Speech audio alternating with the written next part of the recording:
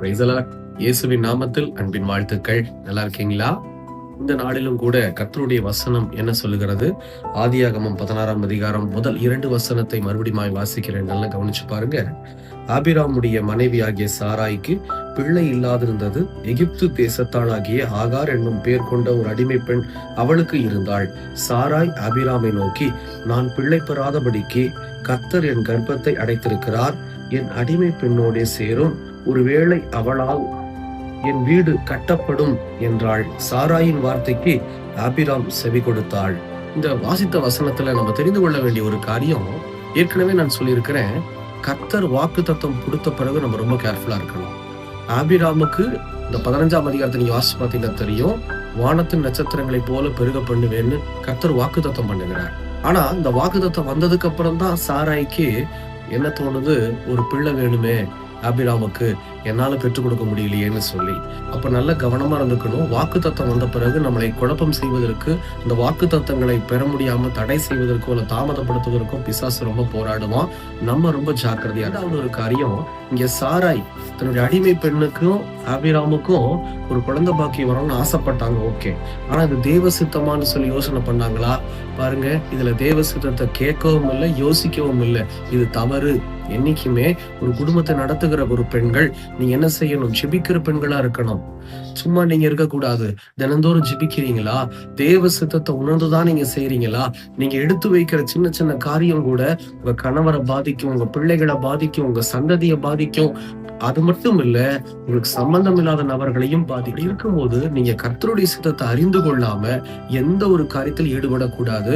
வீட்டுல இருக்கக்கூடிய பெண்களை நான் சொல்லுகிறேன், மனைவிமார்களை சொல்லுகிறேன், தயவு செய்து நீங்க ரொம்ப கவனமா இருக்கணும். இல்ல, அந்த சாராய் சொல்லுகிற அந்த ஐடியாவுக்கு உடனே ஆபிராம் என்ன செஞ்சுட்டாரு? ஓகேன்னு சொல்லிட்டாரு. இது எவ்வளவு பெரிய தவறு. ஏன்னா கர்த்தர் ஆபிராமோட தான் பேசியிருக்கிறாரு, நான் உன்னை வானத்தின் நட்சத்திரங்களை போல பெருக பண்ணுவேன்னு சொல்லி. அப்படி இருக்கும்போது என்ன பண்ணிருக்கலாம்? கொஞ்சம் நிதானமா யோசனை பண்ணி சாராய்க்கு அன்போடு சொல்லியிருக்கலாம், இல்லம்மா ஆண்டவர் சொல்லியிருக்கிறாரு நமக்கு ஒரு குழந்தையை கொடுப்பேன்னு சொல்லி, அவசரப்படாதன்னு சொல்லியிருக்கலாம். ஆனா எதையுமே சொல்லாம உடனே ஓகே சொல்லியிருக்கிறாரு. இது தப்புக்கு மேல தப்பு. அப்போ ரொம்ப கவனமா இருக்கணும். குடும்பத்தை நடத்துகிற கிறிஸ்தவ பிள்ளைகள் நீங்க ரொம்ப கவனமா இருக்கணும். குறிப்பா பெண்கள் நீங்க விசேஷமா ஜெபிக்கிறவளா இருக்கணும். ஆண்கள் எதை சொன்னாலும் தலையாட்டக்கூடாது. உங்க மனைவி ஒருவேளை தவறான காரியத்துக்குள்ள செஞ்சுட்டாங்க அப்படின்னா நீங்க கண்டிக்கிறவரா இருக்கணும். யோபுடைய வாழ்க்கையில பாருங்க, கர்த்தரை தூஷித்து ஜீவனை விடும் அப்படின்னு சொல்லி யோபுடைய மனைவி சொல்றாங்க. அதை கேட்டு உடனே யோபு சும்மா இல்ல, உடனே வாய் திறந்து பேசுறாரு. பைத்தியக்காரி பேசுற மாதிரி பேசாத, வாயை மூடு, கர்த்தரிடத்திலிருந்து நன்மை பெற்ற நாம் தீமை பெறல் ஆகாதான்னு சொல்றாரு. கணவர்மார்கள் சரியா இருக்கணும். ஆவிக்குரிய வாழ்க்கையில நாம் ஜெபத்துல சரியா இருந்தாதான் வீடு குடும்பம் ஆசீர்வதிக்கப்படும். மனைவி மாறும். நீங்க ஆண்டோருக்குள்ள இருக்கணும். இல்லைன்னா அந்த சாராய் போலதான் ஒரு குழப்பத்தை ஏற்படுத்துகிற நபர்களாய் நாம் மாறி விடுவோம். தயவு செய்து இந்த வரக்கூடிய நாட்கள்ல நீங்களும் நானும் சரியா இல்லைன்னா நம்முடைய எதிர்காலம், நம்முடைய குடும்பம், பிள்ளைகள் எல்லாருமே பாதிக்கப்படுவாங்க. அதெல்லாம் சொல்றேன், தினமும் ஜெபிக்கிற பழக்கம் உங்களுக்கும் எனக்கும் இருக்கணும். வேத வசனத்தை வாசித்து வசனத்தின்படிதான் வாழ்றோமா, நாம் செய்கிற காரியம் எல்லாம் வசனத்தின்படிதான் இருக்கான்னு சொல்லி அறிந்து கொண்டு செயல்படுகிற பிள்ளைகளாய் நீங்கள் நானும் இருக்கணும். இதைதான் கர்த்தர் விரும்புகிறார். ஜெபிக்கலாமா? கண்களை மூடி. எங்களை நேசிக்கிற நல்ல ஆண்டவரே, இந்த வேலைக்காக ஸ்தோத்திரம். தகப்பனே, சாராய போல நாங்க இருக்கக்கூடாது, ஆபிராமை போலவும் நாங்க இருக்கக்கூடாது. எதா இருந்தாலும் உடைய சமூகத்துல ஜெபித்து நீர் சொல்லுகிறதை மாத்திரம் நிறைவேற்ற உடைய சித்தத்தை அங்கு செயல்பட எங்களை தாழ்த்துறோம் ஆண்டவரே.